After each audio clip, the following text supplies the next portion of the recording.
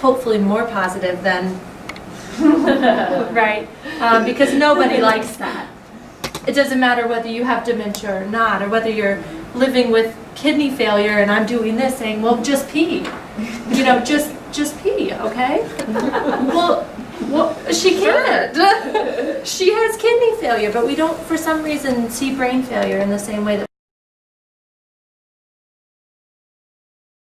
Start pretty far away from that. What are you using on me right now? Your eyes, exactly. So this is my visual space, and this is also what's called my public space. This is where I look at you, and I determine whether or not I want you to come closer to me. So go ahead and look at your partner, and walk in a little bit until you get kind of close enough that you feel like you could actually have a conversation. Stop where you feel like a conversation would happen. Now, just take a second, put your hand out, and have them put their hand out. Notice, that's our 6 feet. This is what we call personal space. What happens here? A conversation. Now we're close enough to, well, yeah, you could do that, Carrie, but I'm not sure that this is the best way to do it. I thought it was perfect. I saw you over there. We've got visual, verb Like this, huh? a little more like this. Okay. I mean, you can do this if you want, but I have a feeling her reaction is going to be pretty clear. So, okay, so now take one more step in. Now, how comfortable are you? A little searching with my glasses. What is this space? What do I do here? I touch. How many people do you have in your life that are allowed to come in here without permission? Not very many. Who are they? Family. Family? The end, right? That's it. Why is caregiving so hard? Where does most of our care happen? Intimate space. Have I asked you if I can come into your intimate space? How is that different if she's living with dementia? She's probably really not fine with that. Yeah. Why? Scared. Scared. What was that we said about speed and processing? Do they know how safe they are? Do they know that my agenda is to I just wanted to change your sweater? No. What does that feel like when I'm just doing this to you? Woo! You're gonna make me cold. Yeah, you're gonna take my clothes off in public. Well, that's not appropriate, is it? I don't even know you. Okay, so let's step back out for just a second. Let's let them breathe, because even though you didn't realize you were stressed, it feels a lot better right now, doesn't it? So with PAC, with PPA, which is our positive physical approach, this is where we do a lot of training. Because the way that I approach and make that connection with you is the only way that I'm going to be able to get a task done. And sometimes my task is going to have to go out the window because the relationship is the most important piece. So I start here and I'm in public. I stop at where?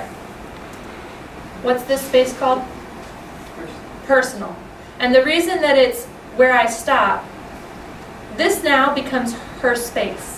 It doesn't matter that it's also my personal and my intimate space. It's her space because I am asking to come into it. And if I get any closer without her permission, what's the reaction? This is my space, get out. Now try it this way. Stand upright, shoulders back, and hold your hands still. Okay. What does that make it easier for you to do? Focus on me.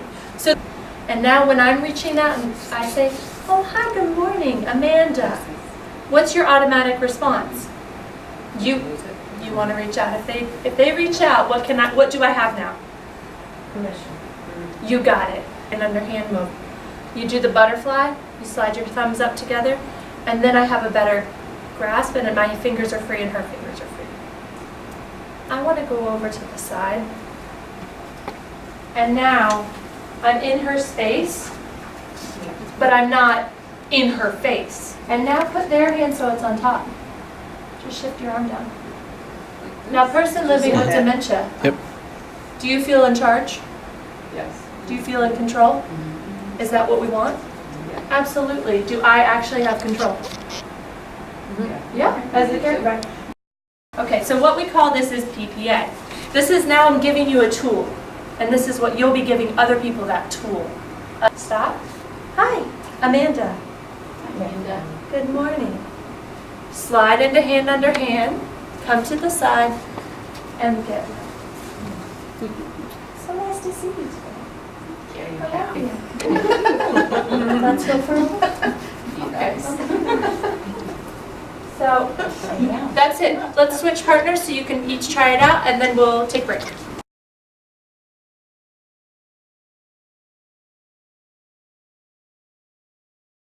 First, I just wanted to sort of really look at the word under.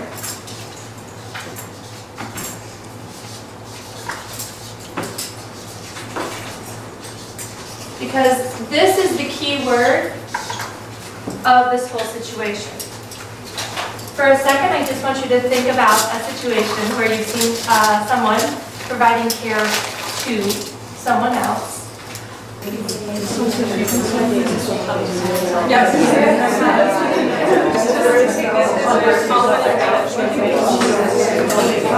Okay, time. I saw a lot of pieces that looked really similar.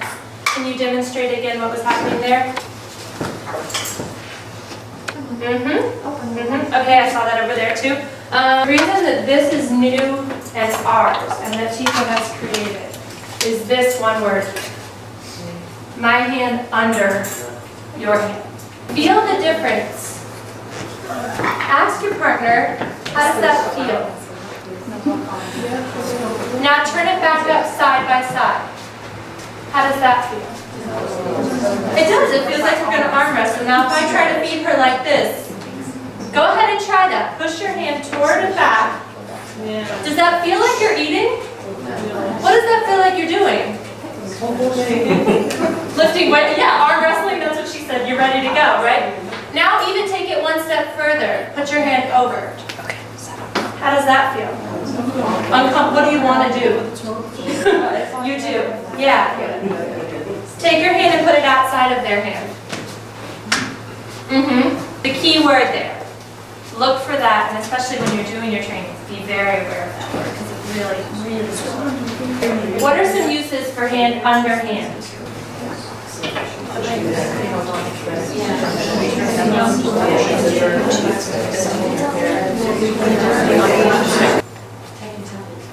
Taking pills, medicine.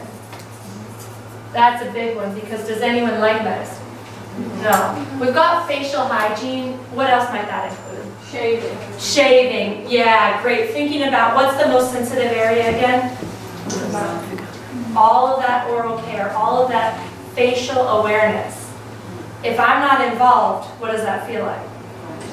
Frightening, scary. Yeah, great. Right, so hold up your hands. Which one are your skill fingers? That's right. Which one are your strength? What do you already notice you're doing when you use your skill fingers? What do we have to be really aware of when we're using our hand under hand? What can I really easily do if I'm trying to help really hard and I really want her to, now what's happening? And you'll notice that your left hand, the one that's providing the different materials, has to be pretty adept. If you feel like reaching over is going to be uncomfortable, right? What's happening here? Yeah, so where can you put it? Underneath. Elbow to elbow. Feel how that feels. Yeah, now what can I do with my two hands?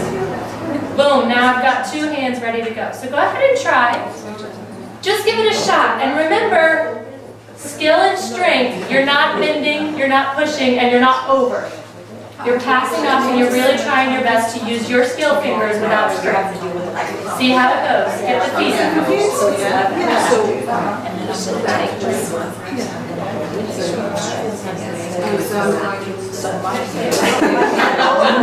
That's perfect. So, yeah, this one, very skilled.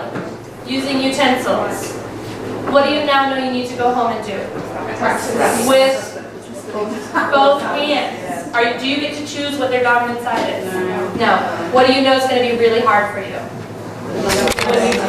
Especially that comfort level of using a utensil. Did anyone feel that pressure where they first started pushing that utensil into your hand? You're like, ooh, wait. The other one is that wrist bend. Because you get so focused on your task, what do you forget to do? Right.